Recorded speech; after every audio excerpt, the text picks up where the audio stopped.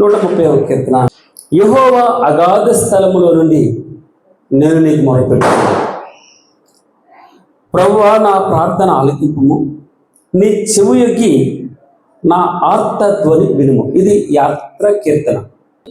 యెహోవా, నీవు దోషములను కనిపెట్టి చూచిన ఎడల ప్రభువా ఎవడు నిలువగలడు? కదమ్మా, ఏమన్నాడు? ప్రభువా, నీవు దోషములను కనిపెట్టి చూచిన ఎడల, యెహోవా నీవు దోషములను కనిపెట్టి చూచిన ఎడల ప్రభువా ఎవడు నిలువగలడు? అందుకే యోహాను సువార్త 2వ అధ్యాయము చివరి వచనంలో ఏముంటుందంటే, ఆయన మనుషుని ఆంతర్యము ఎరిగినవాడు. అమ్మా, ఆయన మనుషుని ఆంతర్యం తెలుసా? ఆయనకి ఎవరెవరు కూడా సాక్ష్యం ఇయ్యనక్కర్లేదు. అంటే ఆయనకి మరలా పక్కన నిలబడి ప్రభువా పలానా వ్యక్తి అలా చేస్తారని చెప్పక్కర్లేదు. ఆయన మనుషుని ఆంతర్యం ఎరిగిన వాడు. 139వ కీర్తన అంతే ఇదే చూస్తున్నాం. నీవు కూర్చుండుట, లేచుట, నడుచుట, మాట నాలుకకు రాకమునిపే భగవంతునికి ఎరుక ఆయనకి తెలుసు. పిండముగా అంటే మాంసం ముద్దగా, ఇంకా రక్తం కొంచెం గడ్డగడుతూ ఉంది, రూపం లేదు. పిండముగా రూపింపబడక మునిపే ఆయన కన్నులు మనల్ని చూస్తున్నాయి. మీరు ఆలోచించారు. ఆయన తలంపులు చాలా గొప్పగా ఉంటాయండి. అందుకే యెహోవా, నీవు దోషములను కనిపెట్టి చూచిన ఎడల ఎవడు ప్రభువా ఎవడు నిలవగలడు? తర్వాత అన్నాడు, అయినను జనులు నీ యందు భయభక్తులు నిలుపునట్లు నీ యొక్క క్షమాపణ దొరికి. చాలా ఈ మాటను బట్టే మనం ఇంకా చచ్చిపోకుండా ఉన్నాను. మీ గురించి నేను మాట్లాడలే. ఎన్నిసార్లు ఇశ్రాయేలు గురించి అన్నారు? 10 మారులు అని రాయబడింది ఒక చోట. ఎన్నిసార్లు తిరగబడ్డారు? 10 మారులు. ఒక చోట రాయబడింది అనేక మారులు అని రాయబడి ఉంటుంది. అంటే నేను ఉదయం తల్లిగారు ఒక వాక్యం చెప్తాను. ఎఫ్రాయిము నేను చెయ్యి పట్టుకు నేను కదా నడిపించిన వాళ్ళు. యెహెజ్కేలు గ్రంథం 16వ అధ్యాయంలో చెప్తాడు, ఆ రక్తంలో పొరలాడుతున్నావు, అసలు నీకు నాభి సూత్రం కోసిన వాడు ఎవడు లేడు. నీ నాభి సూత్రం కోయబడలేదంటే పారవేయబడ్డావు, విసిరివేయబడ్డావు, విడవబడ్డావు.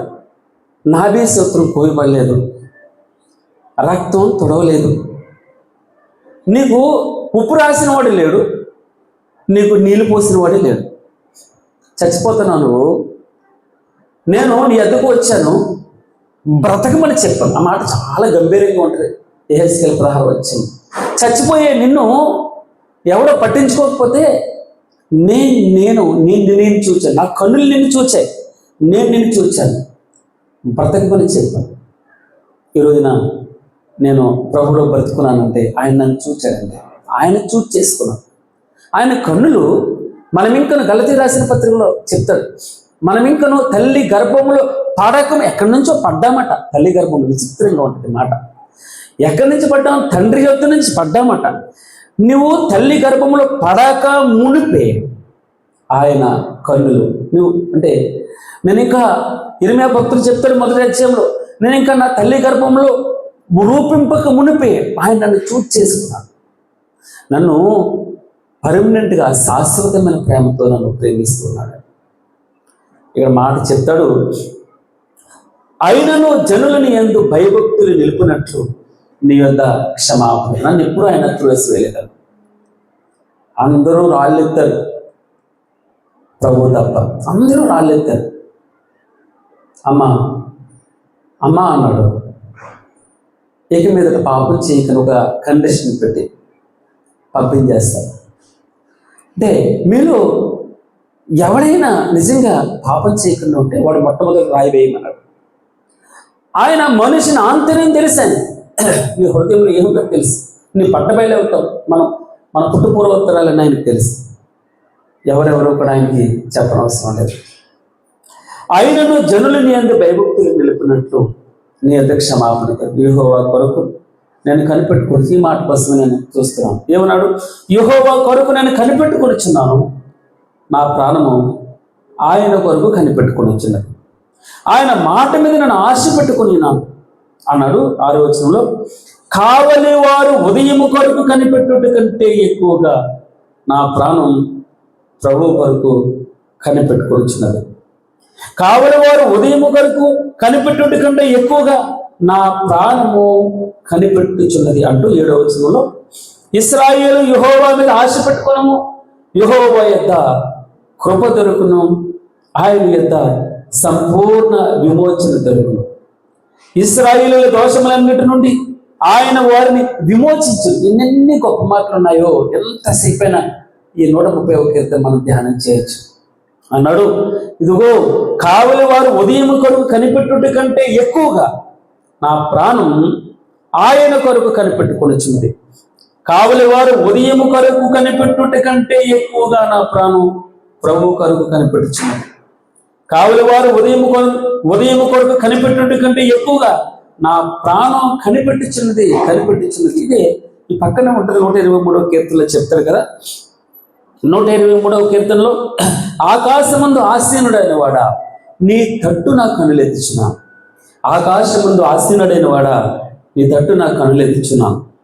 దాసుల కన్నులు తమ యజమానుని చేతి తట్టు చూచినట్లును, దాసి కన్నులు తమ యజమానురాలి చేతి తట్టును చూచినట్లు మన దేవుడని యెహోవా మనలను కరుణించు వరకు మన కన్నులు ఆయన తట్టు చూచుచున్నవి. ఏమన్నాడమ్మా?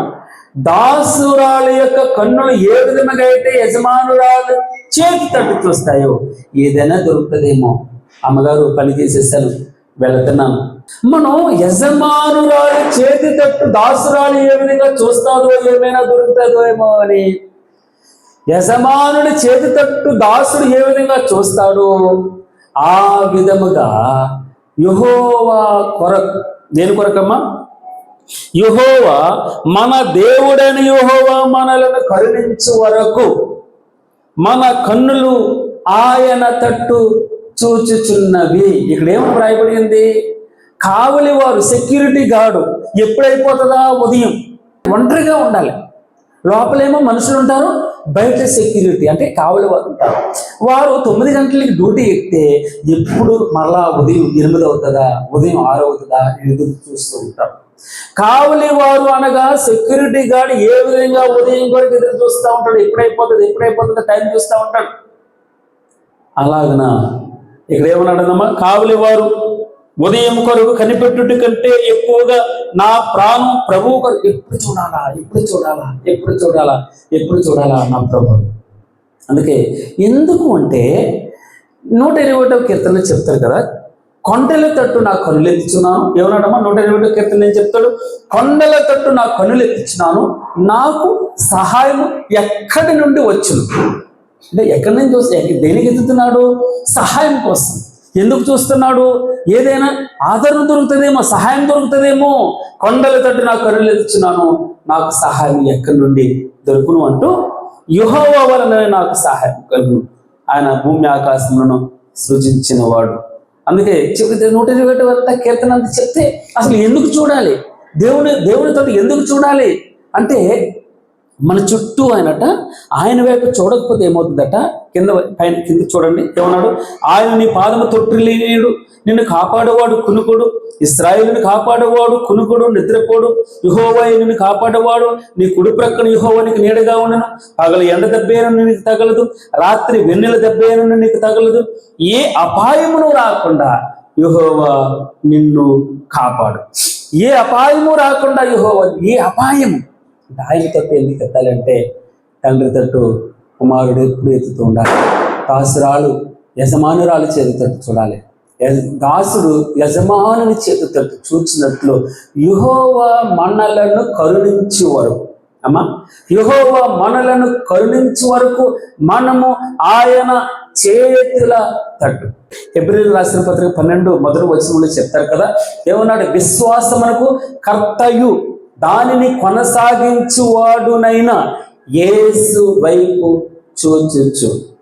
మనుషుల వైపు చూస్తే నీకు ప్రతిఫలం దొరకదు, యేసు వైపు మీరు చూడాలి. పాస్టర్ని నమ్ముకుంటే మీకు ఏం దొరకదు. మీరు అంటే యేసు మీద విశ్వాసమునకు కర్త ఆయన మీద మన కన్నులు ఉండాలి. ఆయన చేతులు తట్టు మనం చూడాలి, ఆయన వైపు చూడాలి. తర్వాత కింద మరలా 12 వచ్చేమో 4 వచనాలు ఏముందంటే, మీరు అలసట పడకయు మీ ప్రాణములు విసుకయు ఉండినట్లు పాపాత్ములు తనకు వ్యతిరేకముగా చేసిన మీరు కొంచెం కష్టం జరిగింది అనుకోండి, మీకు ఇబ్బంది అవుతుంది అనుకోండి, మీకు కొంచెం ఆయాసం అవుతుంటే ఏం చేయాలట? ఆ ఓర్చుకున్న ఈ తిరస్కారం అంతయు ఓర్చుకున్న ఆయనను తలంచుకున్నది. ఆయన్ని చూడాలి. ఎవరు చూడాలి? ప్రభువుని చూడాలి, ఆయన్ని తలంచుకోవాలి. తర్వాత 3వ మాట చెప్తున్నాను చూడండి. మనకి పేతురు రాసిన భక్తులు చెప్తారు, ఇంతకంటే స్థిరమైన ప్రవచన వాక్యం మనకున్నది. తెల్లవారు వైపు చుక్క మీ హృదయములలో ఉదయించు వరకు ఆ చీకటి గల ఆ వాక్యము చీకటి గల చోటున వెలిగించు దీపమైనట్టున్నది. దాన్ని ఎందు మీరు లక్ష్యముంచిన ఎడల మీకు మేలు. ఆయన చూస్తే మీకు మేలు, ఆయన తలంచుకుంటే మీకు మేలు, ఆయన మీద లక్ష్యం ఉంచితే మేలు. మీ ఫోకస్ అంతా ప్రభు మీద ఉండాలి, ఫోకస్ అంతా యేసయ్య మీద ఉండాలి.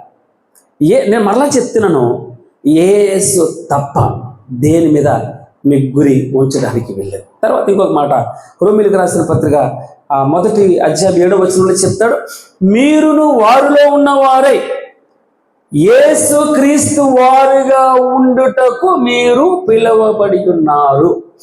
ఏమమ్మా, మీరు అచ్చం యేసు క్రీస్తు వారులా ఉండాలి.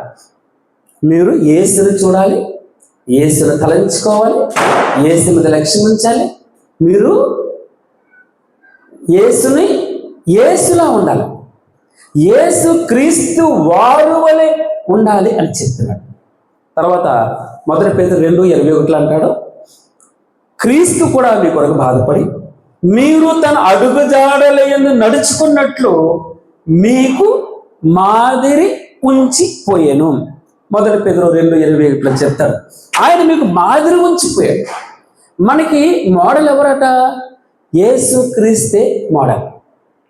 మనం ఆయన్ని చూడాలి, విశ్వాసమునకు కర్త అయిన ప్రభువునే చూస్తూ ఉండాలి.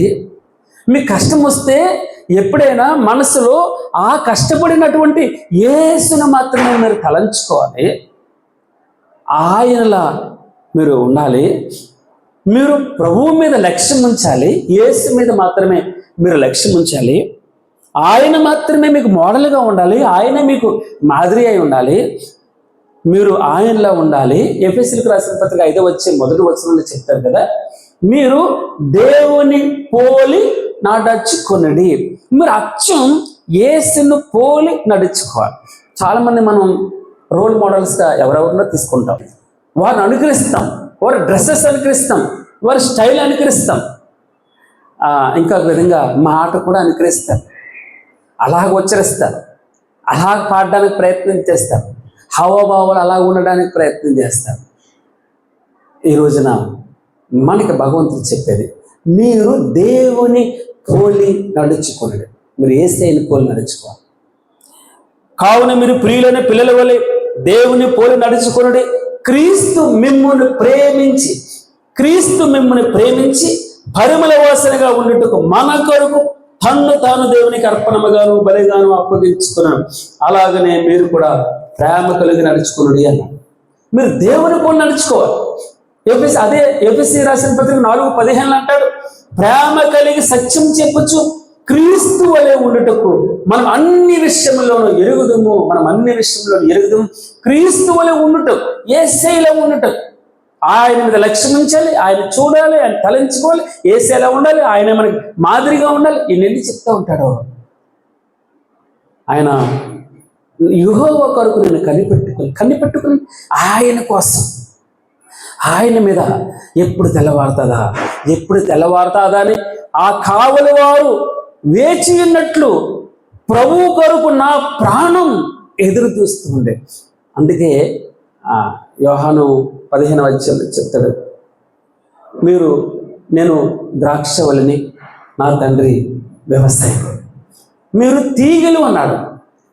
మీరు వేరుగా ఉండి మీరు ఏం చేయలేరు. ఆ మాట రాయండి. నాకు వేరుగా ఉండి మీరు ఏం చేయలేరు. నాకు వేరుగా ఉంటే ఫలించలేరు. నాకు వేరుగా ఉంటే నా స్వరూపం ఎదురదు. 4:19 చెప్తారు గలతీయులు. అపోస్తలుడైన పౌలు గారు గలతీ సంఘం కోసం ఎంత ప్రయాసతో అంటే ప్రార్థన చేస్తూ ఉన్నాడు. ఏ ప్రార్థనట? ప్రసవ వేదన కంటే ఎక్కువైన నొప్పి కలుగుతుంది, మోకాళ్ళు నొప్పులు వస్తున్నాయి, ఆకలేస్తుంది, అయినా కూడా ప్రసవించే తల్లి ఏ విధంగా బాధను అనుభవిస్తారో అంత బాధతో నేను మీ నిమిత్తం ప్రార్థన చేస్తాను. ఎందుకో తెలుసా? మీలో క్రీస్తు సారూప్యత రావాలి. క్రీస్తు స్వరూపం రావాలి. యేసులా మారాలి మీరు. తర్వాత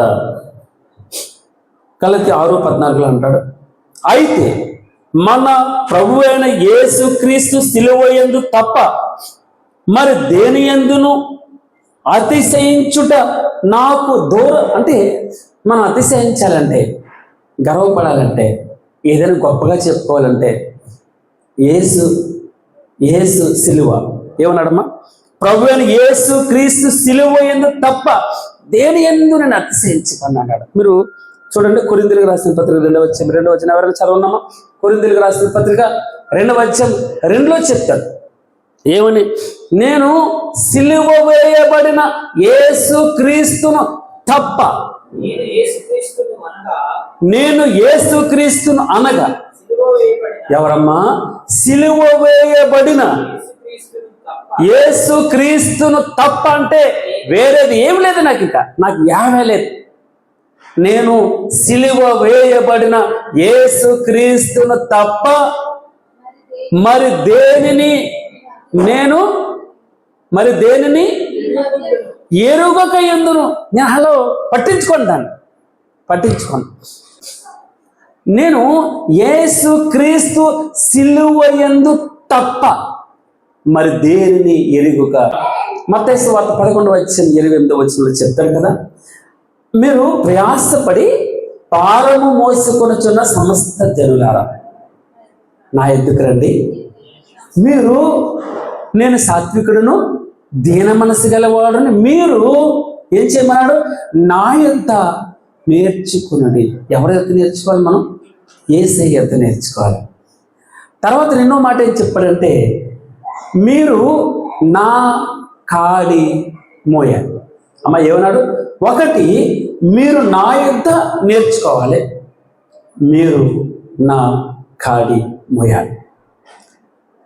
అప్పుడు మనం ఏమవుతుందంటే, ఆయన యొక్క నేర్చుకుంటే మరియా ఉత్తమమైన దాన్ని ఎంచుకుంటారా? మరి ఏం చేస్తుంది? ఉత్తమమైన దానిని ఎన్నుకొనెను అంటే మనసంతా అలాగే మైమరిచి చూస్తుంది ప్రభు వైపు అలాగా చూస్తుంది.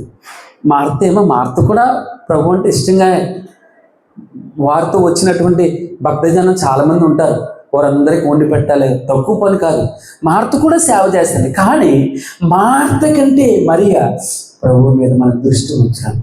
నేను పాదాలకు పడి ప్రభుని అలాగే చూస్తుంది. ఆయన నోట నుంచి వచ్చే ప్రతి మాట ఒడిసి పట్టుకోవడం. హల్లెలూయా! ఇది మన హృదయాలకు ఎంత తృప్తినిస్తాడో. ఈ సాయంకాల సమయంలో మనం ఆయన మీద మన దృష్టి ఉంచాలని భగవంతుడు ఇష్టపడుతున్నాడు. ఆయన మీద మన కాన్సెప్ట్, మన ఫోకస్ అంతా ప్రభు మీద ఉండాలి. ఆయన దగ్గర మనం నేర్చుకోవాలి, ఆయన కాడెత్తుకోవాలి. ఆయన అంటే మీరు రుచి చూసిన వారికి అర్థమవుతుందండి. ఆయన రుచి చూడాలి. ప్రభు అంటే ఇష్టం ఉంటే దేన్ని యేసు క్రీస్తు సిలువ యందు తప్ప మరి దేనిని నేను ఎరుగక యుద్ధును అంటాడు. తర్వాత 15వ అధ్యాయం 4 మనం చూస్తాం. ఏమనుంది? ఆయనలో నిలిచి ఉండాలి, ఆయనలో స్థిరంగా నిలిచి ఉండాలి, అటు ఇటు వెళ్ళకూడదు. పరిశుద్ధాత్మ దేవుణ్ణి మనం ప్రార్థన చేయవలసిన బాధ్యత అదే. ఎప్పుడు ఎల్లప్పుడూ ఆత్మదేవుణ్ణి ప్రభువా 139వ కీర్తన 24లో వచ్చి చెప్తాను, నీకు ఆయాసకరమైన దేవుని ఉందా ప్రభువా, నీకు అయస్టిగా ఏమైనా ఉంటే చెప్పు తండ్రి, నేను సరి చేసుకో. నిత్యము నేను నీ సన్నిధిలో ఉండాలి, నిరంతరం నీ ప్రాకారాల్లో నేను ఉండాలి ప్రభువా, నీ ప్రాకారాల్లో నేను ఉండాలి. తర్వాత అన్నాడు 15వ అధ్యాయం 8లో అంటాడు, మీరు నా శిష్యులుగా ఉండాలి. మీరు నాలో ఉంటే బహుగా ఫలిస్తారు, దానిని బట్టి మీరు నా శిష్యులు అనబడతారు. ఆయన దగ్గర నేర్చుకోవాలి, ఆయనలో ఉండాలి, ఆయనకంటే ఘనమైన కార్యాలు చేయాలి. ఆయన మీద కాన్సన్ట్రేషన్ ఉంటే మన హృదయంలో ఆర్ద్రత ఉంటుంది. ప్రభు పలిగితేనే మన హృదయము బరువెక్కిపోవాలి. ప్రభు వైపు చూస్తుంటే అన్ని సమస్తం దొరికింది అంటే ఒకవైపు శరీర లోకమంతా ఒకవైపును, ప్రభు అంతా ఒకవైపు ఉంటే ప్రభు ఆయన మీద కోరుకోవాలి, ఆయన మీదే మనసు ఉంచాలి. లోకమంతా ఒకవైపు వెంబడించు అన్నారు, అన్ని విడిచిపెట్టేశారు. వెంబడించాలి. మత్తయి సువార్త 4:19 చెప్తాడు, నన్ను వెంబడించాలంటే అన్ని విడిచిపెట్టేశారు. ప్రభువే సర్వస్వం. అణువణువు అంటే పాట ఉంటుంది, అణువణువు నడినెత్తిన చరికాల వరకు మొత్తం జీర్ణించుకుపోవడం, ప్రభు వైపు ఆకర్షితులు కావడం. తర్వాత 15-14 ఆయన మీరు నా స్నేహితులుగా ఉండాలి. ఆయన స్నేహితులుగా ఉండాలి. మనం ఆయనతో స్నేహం చేయాలి. ఎక్కువ స్నేహం చేస్తే వాడితో ఎక్కువ సమయాన్ని గడుపుతాం, ప్రభుతో ఎక్కువ సమయాన్ని గడపాలి. మనం ఆరాధన చేయడానికి వెళ్తున్నాం, ఈ మాటలు ఎత్తిపట్టాలి. కావలి వారు ఉదయము కొరకు కనిపెట్టుట కంటే ఎక్కువగా అని అక్కడ రాయబడింది. ఎక్కువగా ప్రభా దేన్ని నాకు అన్ని దాన్ని క్షయమైనటువంటిది నేను పక్కకి కింటేస్తాను ప్రభా. తర్వాత ఆయన మనమే 1 కొరింథీ 2:16 చెప్తాడు. 1 కొరింథీ 2:16 చెప్తాడు, మనము యేసుక్రీస్తు మనస్సు కలిగిన వారు. ఏమని చదువుతున్నాము? ప్రభు మనస్సు ఎరిగి 16 కదా, 2:16 మనమైతే ఆ మాట చూడండి, మనమైతే క్రీస్తు మనస్సు చాలు. యేసు క్రీస్తున కలిగిన ఈ మనస్సు మీరు కూడా కలిగి ఉండాలి, ఆయనలా ఉండాలి. ఈ మాట అన్ని చదివేసి ఆరాధనలు ఏమన్నాడమ్మా? 130వ కీర్తనలో ఏం చెప్తున్నాడు? ప్రభువా నా ప్రార్థన ఆలకింపుము, యెహోవా అగాధ స్థలములో నుండి నేను నీకు మొరపెట్టుచున్నాను. ప్రభువా నా ప్రార్థన ఆలకింపుము, నీ చెవికి నా ఆర్తధ్వని వినుము తండ్రి. యెహోవా నీవు దోషములను కనిపెట్టి చూచిన యెడల ప్రభువా ఎవడు నిలవగలడు అంటున్నారు. నాకు ఎప్పుడు 104వ కీర్తన మీకు ఎప్పుడు చెప్తూ ఉంటాను, ఆయన వైపు మనం చూడాలి. 104వ కీర్తన చదవండి, 103వ కీర్తన చదవండి, 91వ కీర్తన చదవండి, చాలా సార్లు మీకు చెప్తూ ఉంటాను. 104వ కీర్తన మనం చదువుతుంటే నువ్వు ఎంత బలిష్ఠుడివైనా, ఎంత గొప్పడివైనా, ఎంత సింహం అట వేట కొరకు గర్జిస్తున్నాట, పంచ విసరడానికి అది ప్రయత్నం చేస్తుంది. అయితే వేట కొరకట సింహం గర్జిస్తూ వెళ్తుందట. అయితే మీరు ఆలోచించారు, అవి దేవుని చేతిలో నుండి తమ ఆహారమును తీసుకొన జూచుచున్నవి అని అక్కడ వ్రాయబడింది. చాలా ఇక్కడ ఆ మాట మనం చూస్తూ ఉంటే 104వ కీర్తనలో మాట నేను చూపిస్తాను చూడండి. 104వ కీర్తనలో అదిగో విశాలమైన మహాసముద్రం, అందులో లెక్కలేని జలచరాలు, దానిలో చిన్న ఉన్నాయి, పెద్ద ఉన్నాయి, జీవరాశులు చాలా ఉన్నాయట. అందులో ఓడలు ఉన్నాయి, నడుస్తూ ఉంటే అది దానిలో ఆటలాడుటకు నీవు నిర్మించిన మకరాలు ఉన్నాయట. తగిన కాలమున నీవు వాటికి ఆహారం ఇచ్చినవని. ఇవన్నీ మీరు చూడండి అన్నమాట, తగిన కాలమున నీవు వాటికి ఆహారం ఇచ్చినవని ఇవన్నీ నీ దయ కొరకు కనపడుచున్నాయి. నీవు వాటికి పెట్టినవి అవి కూర్చుకున్నాను, నీవు గుప్పిలి విప్పగా అవి మంచి వాటిని తిని తృప్తిపడు. ఒకవేళ నువ్వు ముఖం మరుగు చేసుకుంటే అవి కలత చెందుతాయట, అవి ఊపిరి విడిస్తాయట. దేవుడు కొద్ది మాటలు దీవించగాక.